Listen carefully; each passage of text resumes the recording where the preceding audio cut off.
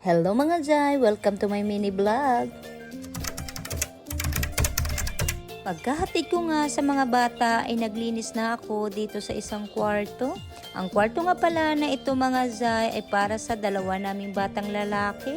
Kasi nga mga Jai ay doon sila natutulog sa lapag ng kwarto ni Sugar.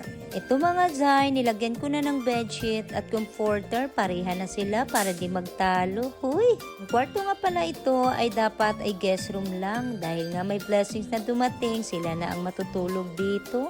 Nilagay ko nga ang family picture dyan sa kanilang kwarto para naman maramdaman nila na welcome sila. Siyempre, ang mother tiger nyo, sobrang saya, accomplish yan. Ako lang ba mga Jai na tuwang-tuwa kapag meron akong nagagawa at natatapos ko din? Medyo maliit lang ito na kwarto mga Jai pero saktong-sakto na sa kanilang dalawa.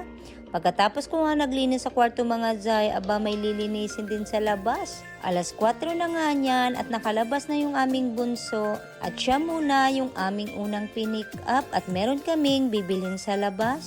Ang tubig nga pala namin dito mga Jai, poso at dilaw. Kaya napag-isipan ko ng yung kanilang mga puting uniform ay ipa-laundry na lang. Buti na lang talaga at 4 na uniform ang binili ko sa bawat isa.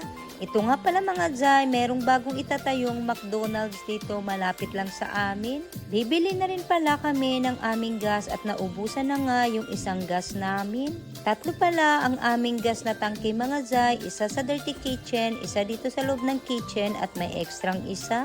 Alas 5 na nga at ito ay sinundo na namin ang dalawa. Every Friday pala mga Jai ay meron daw silang worship. Kaya ang labasan ng dalawang ito ay 5 o'clock.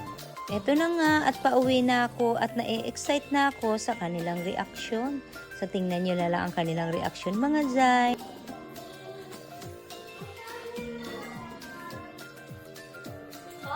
Oh.